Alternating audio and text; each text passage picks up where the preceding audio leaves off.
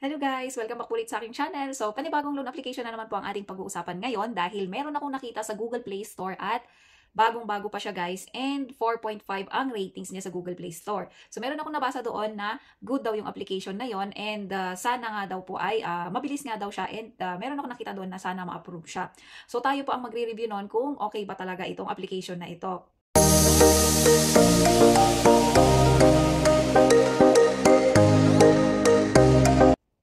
So, yung sinasabi kong loan application na ito guys ay ang Peso Mo installment loans. So, installment loan daw siya guys. Ang loan term niya ay 91 hanggang 180 days. So, 180 days divided by 30. So, parang 6 months or above 6 months, ganon. And ang loan limit mo daw ay 1,000 hanggang 50,000. And 5% ang interest niya per day. So, titingnan natin at i-review natin ito kung okay ba talaga siya. So, dahil wala pa tayong account dito, guys, ang pipindutin lang natin, ang pipilian natin dito ay sign up lang.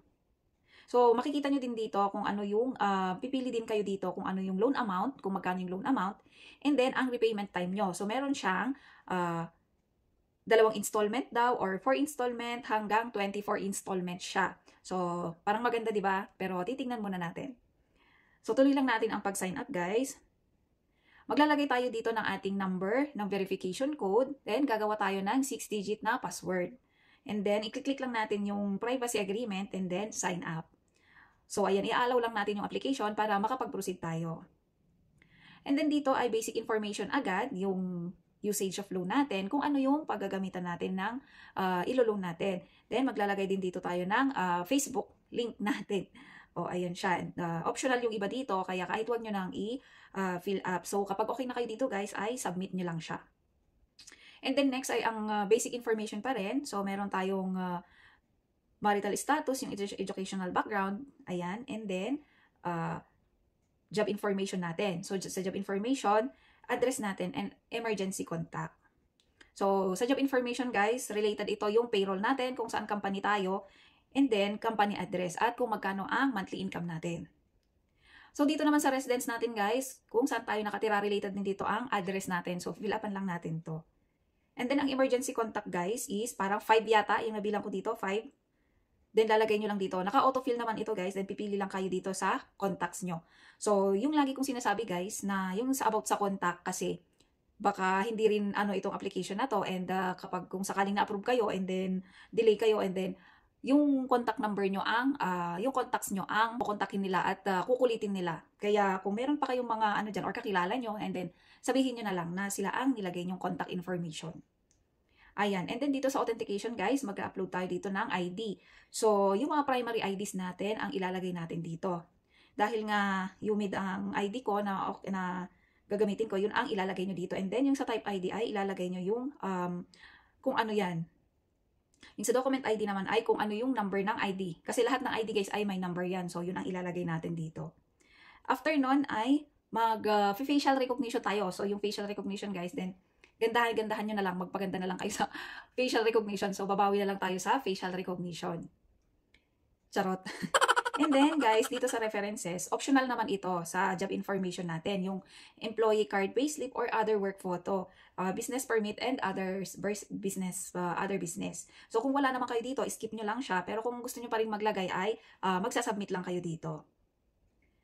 So, ang sabi niya dito, kapag nag-submit na tayo dito, ang sabi niya ay, your loan application will be submitted. Please keep your phone answered within 24 hours. We will communicate with you over the phone. Thank you for your support. So, isasubmit lang natin to. And then, hihintayin natin guys, after 24 hours. So, mostly yung ganitong application guys, kapag approve kayo ay saglit lang, wala pang 5 minutes, okay na yung application nyo. Pero kapag rejected tayo guys, ay medyo matagal yung review nila. So, ganun kasi yung napansin ko sa mga application na legit at yung mga nagre-reject lang or kumukuha lang ng information. So, kinabukasan, trinay ko na siya i-open guys kasi naghihintay ako, wala talaga. Ngayon, ang lumabas sa akin ay rejected. Please try again after 7 days. So, dun sa review niya dun sa Play Store ay meron din ako nakita ang rejected, sabi niya doon. So, hindi nga tayo pare-parehas, guys. So, ako ay rejected pa rin ako dito sa application na ito. So, kung sa inyo, guys, ay kung itatry nyo, guys, at okay naman sa inyo or okay naman yung agreement nyo, ay yun, be responsible na lang kung sakaling maglo-loan kayo dito. Pero kung hindi naman siya okay, ay wag nyo na lang din ituloy para iwas stress, guys.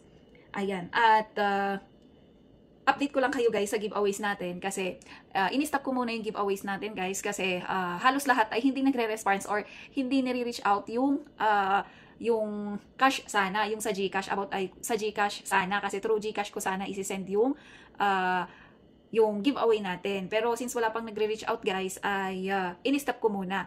Pero kapag active na ulit tayo guys, ay itutuloy ulit natin yon. So, kaya mag-subscribe, mag-comment, like, and share na din kayo para makasali kayo sa soon giveaways natin ulit. Ayan. At kung bago ka pa lang sa aking channel, huwag kakalimutang mag-subscribe para ma-update kayo sa mga bago ko pang mga uploads na kagaya nito. Bye!